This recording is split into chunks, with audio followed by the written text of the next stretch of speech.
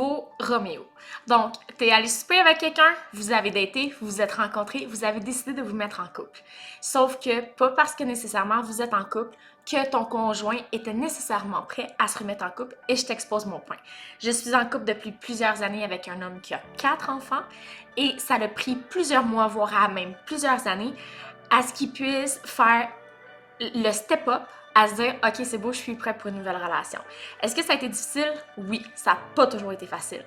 Par contre, ce qu'il faut que tu saches, c'est que ton nouveau Roméo, là, il vient avec des émotions, il vient avec un blueprint, il vient avec un passé, il vient avec la culpabilité peut-être d'être parti, ou peut-être que c'est sa femme qui l'a laissé, peut-être que ça fonctionnait plus, mais il vient souvent avec un lourd passé, plusieurs traits de personnalité qui peuvent le rendre soit dépressif, qui peut le rendre, qui a de la misère à s'investir avec toi, qui pense pas nécessairement à long terme. Mais il faut pas que cette situation-là se fasse sentir.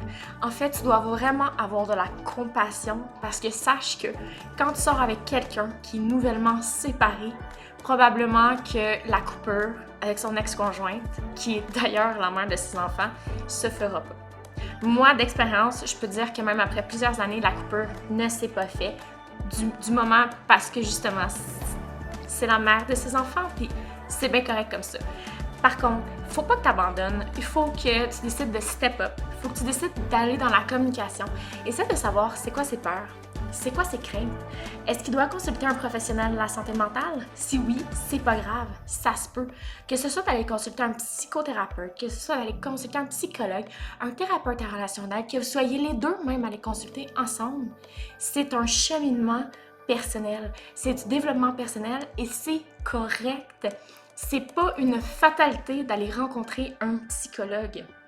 Parce que la séparation, quand tu es dans l'idée d'avoir une famille nucléaire, là, la séparation, c'est anxiogène. La séparation vient te bouffer de l'intérieur.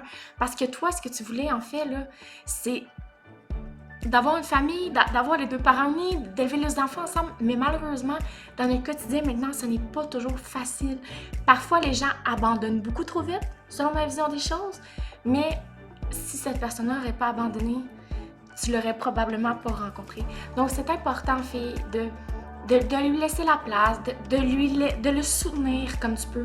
Si toi aussi tu sors d'une séparation et que lui aussi sort d'une séparation, ça va être doublement difficile. Mais l'important là-dedans, c'est de prendre soin de lui et c'est de prendre soin de toi aussi. Parce que même s'il vit des émotions en montagne russe, il peut pas être violent verbalement avec toi. Il peut pas te frapper. Il peut pas te rendre dans la culpabilité.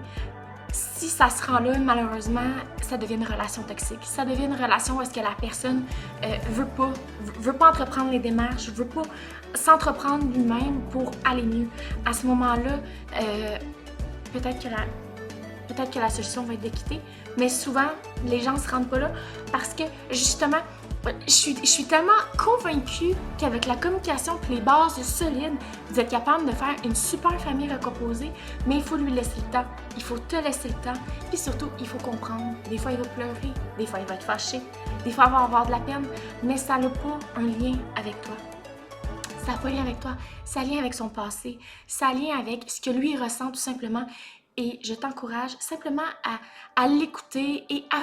T'as pas besoin de te sentir mal là-dedans, t'as pas besoin de dire « Est-ce que j'ai fait quelque chose de mal? » Ça n'a pas rapport à toi, c'est vraiment rapport avec son passé.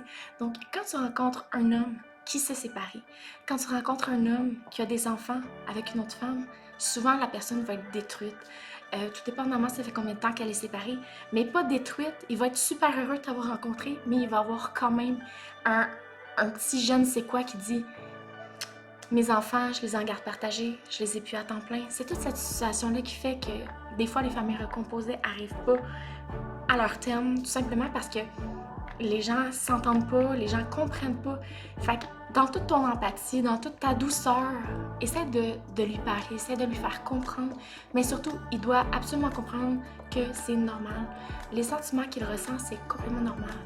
Toi, si tu ressens de la frustration, si tu es fâché, si ça l'aidera pas et probablement que votre couple ne survivra pas à ça.